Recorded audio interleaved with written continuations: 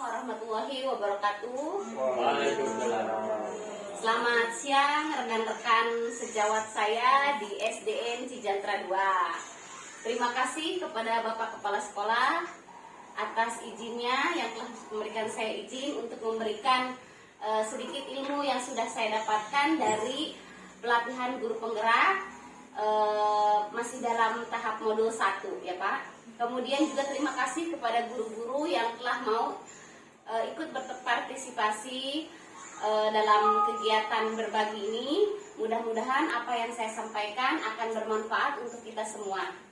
Untuk selanjutnya, ini ada sedikit makalah yang mungkin bisa Bapak Ibu lihat untuk materi ya, yang mungkin bisa menjadi referensi bagi Bapak untuk membaca-baca modul yang telah saya pelajari. Ya, pada awalnya saya di modul 1.1 itu belajar tentang filosofi Ki Hajar Dewantara. Mungkin dari Bapak Ibu semua ada yang sudah memahami dari filosofi Ki Hajar Dewantara itu? Ya, inverso, yang seperti itu ya. Ya, gimana Bu Sri? Ya, Tuturi Handayani ya. Jadi pada intinya filosofi Ki Hajar Dewantara itu yaitu tujuan pendidikan adalah menuntun segala kodrat anak sehingga anak bisa mencapai kebahagiaan dan keselamatan setinggi-tingginya baik sebagai manusia dan sebagai warga masyarakat ya Bapak Ibu. Jadi tugas kita di sini hanya menuntun, membimbing anak supaya bisa mencapai keselamatan, kebahagiaan. Kemudian juga kita itu dianggapnya seperti petani guru itu ya. Jadi kita hanya bisa memfasilitasi, menyediakan. Kita tidak bisa merubah apa yang sudah ada pada anak. Misalkan saja setiap anak kan punya bakat dan minatnya masing-masing ya. Jadi di situ peran kita bagaimana kita mengeksplorasi, memberikan pendidikan supaya anak bisa mengembangkan potensi masing-masing, potensi mereka masing-masing. Disitulah peran kita, tentunya dengan teladan kita setiap hari, karena kan pendidik itu harus perfect ya di mata masyarakat, baik di mata masyarakat maupun di mata anak didik. Harus bisa memberikan contoh yang positif, memberikan teladan yang baik, seperti itu. Kemudian di sini juga kita belajar tentang konsep merdeka belajar. Jadi merdeka belajar itu bukan berarti anak-anak bebas belajar sesuai tanpa aturan seperti itu, tapi mereka diberikan kebebasan untuk mengembangkan minatnya saja, mengembangkan minat bakatnya gitu, tanpa kita harus memaksa anak harus belajar seperti ini, tidak bisa ya. Kita harus menyediakan pembelajaran yang sesuai dengan kebutuhan siswa. Dengan kebutuhan siswa, yaitu artinya kita berpihak kepada siswa, pembelajaran yang berpihak pada siswa atau pembelajaran yang menghamba kepada siswa. Menghamba ini bukan berarti kita bebas aturan seperti itu ya, bukan berarti kita bebas aturan, tetapi menghamba itu ya kita menyediakan suatu pembelajaran yang sesuai dengan kebutuhan dasar anak, karakteristik setiap anak seperti itu ya. Misalkan saja anak ada yang bisa belajar dengan mengetuk-ngetuk meja, gitu, mengetuk-ngetuk meja. Nah, kita tidak bisa memarahi mereka ketika sedang belajar mereka mengetuk-ngetuk meja. Itu mungkin di situ dia sedang berpikir, begitulah cara belajar dia, seperti itu. Jadi kita harus menyediakan pembelajaran yang membuat mereka nyaman dan senang untuk datang ke sekolah, seperti itu ya. Kemudian di modul 1.2, itu saya belajar tentang nilai dan peran guru, terutama guru penggerak ya. Guru penggerak ini adalah merupakan diharapkan menjadi sebuah agen perubahan di lingkungan sekitar khususnya, ya umumnya untuk negara Indonesia ya, dunia pendidikan di Indonesia seperti itu. Nilai guru penggerak sebenarnya semua bisa jadi guru penggerak. Nilai yang harus ada pada diri kita itu yang pertama yaitu mandiri. Ada mandiri misalkan contohnya kita mau ikut seminar tanpa harus didorong-dorong sama orang lain, kita berusaha untuk mencari, menggali informasi sendiri. Kemudian juga ada inovatif ya, seperti Bapak Ibu tahu ya, inovatif berarti kan membuat suatu perubahan seperti itu ya. Ada juga reflektif itu berarti refleksi ya. Kita harus selalu bisa merefleksi apa sih yang sudah kita kerjakan. Kemudian juga kita bisa merefleksi teman sejawat. Apa gunanya refleksi? Mungkin Bapak Ibu sudah tahu Pak Hotip, apa gunanya refleksi? Untuk mengetahui sejauh mana pelajaran yang sudah disampaikan. Oh iya betul. Bisa salah satunya seperti itu, untuk mengetahui sejauh mana pembelajaran yang kita laksanakan bisa dipahami oleh anak, dan juga sejauh mana satu pemahaman anak, bisa suatu metode itu berhasil atau tidak, apa yang harus kita lakukan jika tidak berhasil, umpan baliknya seperti apa. Kemudian juga ada kolaboratif ya. Jadi seorang guru itu harus mampu berkolaborasi, bekerja sama dengan, bukan cuma dengan siswa, dengan orang tua murid terutama ya. Kita bisa membangun komunikasi yang positif bersama orang tua murid untuk lebih mengetahui karakteristik setiap anak, tentunya untuk menciptakan suatu proses pembelajaran yang benar-benar anak butuhkan seperti itu. Kemudian juga kita harus mampu berkolaborasi dengan teman sejawat, sesama rekan kita, karena kan kalau ada gap atau kita musuh-musuhan, tentunya visi dari sekolah kita tidak akan tercapai. Selanjutnya juga bisa berkolaborasi dengan pihak luar, misalkan saja kita akan mengadakan cuci tangan, program cuci tangan nih.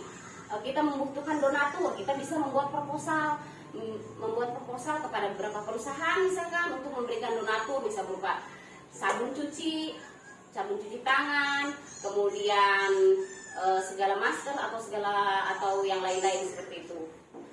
Kemudian juga berpihak kepada siswa, yaitu tadi kita harus menciptakan pembelajaran yang benar-benar siswa butuhkan, mengetahui apa sih kebutuhan dasar setiap anak itu apa sih. Itu jadi kita tidak bisa, ayo kamu belajar ini, kamu harus ikuti ini, padahal dia tidak suka dengan pelajaran matematika misalnya. Kita harus bisa menciptakan pembelajaran matematika tapi dengan kesukaan si anak ini. Misalkan dia kesukaannya kinestetik, berarti kita suruh dia misalkan dalam pembelajaran 2x3 kita suruh loncat berapa kali seperti itu. Atau dia sukanya IPA tapi pada pelajaran matematika gitu kan. Jadi kita membuat anak suruh loncat kodok berapa kali, kan itu sudah termasuk matematika. Terus ada binatang-binatangnya seperti itu ya. Kemudian juga tadi apa saja Bapak Ibu, nilai dan peran seorang guru itu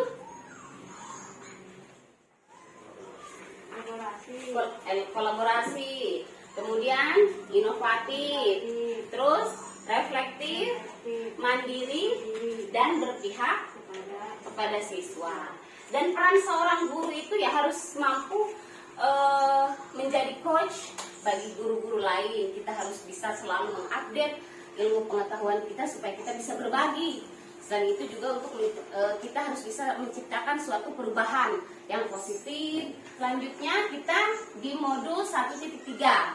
Ketika saya berada di modul 1.3 itu, kita membahas tentang visi dan misi, visi guru penggerak ya. Kami dituntut untuk menciptakan suatu visi yang bisa menjawab tantangan zaman, tentunya yang sesuai dengan filosofi Ki Hajar Dewantara seperti itu. Visi saya waktu itu adalah mengabdi dan memberikan yang terbaik sehingga mewujudkan siswa yang berkarakter, mandiri, berakhlak mulia sesuai dengan profil pelajar Pancasila. Ya. Kenapa saya memilih visi tersebut? Karena saya pikir mengabdi itu, kalau kita sudah mengabdi, maka pekerjaan kita yang kita laksanakan ini akan menjadi sebuah ibadah. ibadah. Jadi kita akan ikhlas melaksanakannya. Dan segala sesuatu yang menjadi ibadah itu kan yang menimbulkan keikhlasan, insya Allah hasilnya pun akan baik. Dan ilmu yang kita berikan kepada anak didik juga akan insya Allah akan bermanfaat, berkah seperti itu ya. Kemudian juga memberikan yang terbaik ya, karena kita sudah beribadah, sudah dasarnya ibadah dan ikhlas, kita berusaha untuk memberikan yang terbaik juga. Kemudian kenapa mewujudkan siswa yang berkarakter? Karena seperti yang kita tahu bahwa karakter saat ini, pendidikan karakter saat ini sangat dibutuhkan ya, karena semakin banyaknya pengaruh-pengaruh dari gadget, dari handphone. Jadi di sekolah sinilah kita harus mampu menanamkan fondasi yang kuat, karakter yang kuat kepada anak untuk mereka menjalani kehidupan di masa yang akan datang. Bagaimana mereka bersikap di luar. Oh, sekolah di mana? Sekolah di Sejahtera 2. Oh, bagus. Alhamdulillah anaknya rajin, sopan. Nah, itu kan menjadi sebuah kebanggaan ya bagi kita. Kemudian anak yang mandiri berarti mereka bisa mengeksplor sendiri kemampuannya, bisa bertahan hidup di era yang mungkin nanti akan lebih semakin ketat persaingannya seperti itu. Kemudian juga berakhlak mulia. Tentunya akhlak mulia ini kan sangat penting sekali ya. Banyak sekali orang pintar tapi tidak berakhlak. Contohnya para korupsi seperti itu, mereka semua kan S2, S3, mereka semua pintar, tapi karena akhlaknya kurang, ya begitulah akhirnya melakukan tindakan-tindakan yang tidak sesuai dengan norma-norma agama. Kemudian juga yang sesuai dengan profil pelajar Pancasila, seperti itu. Nah, dalam menentukan visi ini, mungkin Bapak Kepala Sekolah sudah tahu ya, apa sebenarnya yang harus kita lakukan sebelum menentukan visi. Yang pertama yaitu kita harus menentukan kekuatan kita, kekuatan dan kelemahan diri kita, kemudian lingkungan sekitar. Jadi kita petakan dulu kekuatan diri dan lingkungan sekitar kita. Apa yang menjadi kelemahan, apa yang bisa mendukung kita. Nah, itu contohnya kekuatan kita ya lingkungan yang luas misalkan, kemudian juga guru-guru yang kompeten, kolaborasi yang cukup baik dengan guru-guru dan lingkungan luar seperti itu. Kemudian selain itu juga di sini ada inquiry apresiatif ya, yaitu sebuah paradigma perubahan, pendekatan perubahan ya, yang menggunakan psikologi positif seperti itu. Nah, ini adalah tadi inquiry apresiatif ya, sebuah paradigma sekaligus model manajemen perubahan yang memegang prinsip psikologi dan pendidikan positif berbasis kekuatan. Jadi kita harus mengetahui kekuatan diri kita dan juga kekuatan lingkungan kita untuk menciptakan sebuah visi. Ya, inquiry apresiatif ini dapat dilaksanakan dengan tahapan bagja 5, yaitu B, buat pertanyaan, kemudian A, ambil pelajaran, G, gali mimpi, J, jabarkan rencana, dan A, atur eksekusi. Untuk di modul 1.4 saya belajar tentang budaya positif. Secara garis besar, budaya positif ini membahas tentang satu perubahan paradigma. Perubahan paradigma ini membahas tentang bagaimana perubahan pandangan kita terhadap anak didik, dari stimulus respon menjadi teori kontrol. Jadi dalam hal ini kalau dulu kan kita memaksakan kehendak kita ya kepada siswa, peraturan dibuat oleh kita seakan-akan memaksa seperti itu. Padahal kita harus melihat dari sisi anak sendiri. Jadi kita tidak bisa memaksakan keyakinan kita kepada anak, kepada orang lain. Karena setiap orang itu memiliki pandangan yang berbeda terhadap dunianya sendiri ya. Kita tidak mungkin menyamakan pandangan kita, saya dengan Pak Khotib misalkan, pasti berbeda pandangannya terhadap orang lain atau terhadap apa yang terjadi atau terhadap apa yang kita inginkan seperti itu. Selanjutnya kebutuhan dasar manusia itu ada 5 ya. Yang pertama bertahan hidup. Tentunya kita semua sudah tahu ya, bertahan hidup. Kemudian ada cinta kasih sayang, kebebasan, penguasaan, kemudian juga ada kesenangan. Nah, di sini juga kami belajar tentang Tiga restitusi, yaitu bisa dilihat ya Bapak Ibu. Yang pertama yaitu menstabilkan identitas, kemudian validasi tindakan yang salah, dan menanyakan keyakinan. Nah, ini kita gunakan ketika kita membuat kita akan memecahkan masalah pada siswa. Biasanya seperti itu, kita menggunakan segitiga restitusi. Dalam hal ini juga saya belajar tentang 5 posisi kontrol ya. 5 posisi kontrol seorang guru. Jadi kita nih berada di posisi kontrol sebelah mana sih ketika menghadapi masalah anak itu? Ada posisi kontrol sebagai penghukum. Jadi kalau anak salah, anak melakukan kesalahan, langsung udah kamu berdiri sampai pagi, sampai sore di kelas. Seperti itu penghukum. Kemudian juga ada yang sebagai pembuat orang merasa bersalah. Misalkan ketika anak membuat kesalahan, kok kamu gitu sih, kamu emang gak kasihan sama Bu Nisa, ibu udah capek-capek loh ngajar tapi gak diperhatiin sama kamu. Nah, ini adalah membuat orang merasa bersalah. Kemudian juga ada sebagai teman. Jadi yang menganggap kita tuh sama anak murid itu sebagai teman. Ada juga sebagai posisi pemantau. Dan yang terakhir adalah sebagai manajer. Ini adalah tingkatan yang tertinggi dari posisi kontrol seorang guru. Dimana pada posisi ini guru mencoba untuk melakukan segitiga restitusi ya. Jadi membebaskan anak, memecahkan masalah yang telah dia buat sendiri. Contohnya misalkan ketika ada anak yang bertengkar, bajunya robek seperti itu, baju si A robek sama si B. Nah, guru tersebut memanggil si B, apa yang akan kamu lakukan terhadap si A ini, bajunya rusak seperti itu? Saya akan, kira-kira apa yang akan kamu lakukan untuk si A supaya si A tidak dimarahi ibunya seperti itu? Oh iya Bu, saya akan meminta maaf. Jadi meminta anak menyelesaikan masalahnya sendiri seperti itu. Saya akan minta maaf. Kemudian juga kamu masih ingat keyakinan kelas dari kelas kita? Apa keyakinan, mengembalikan kepada keyakinan kelas seperti itu.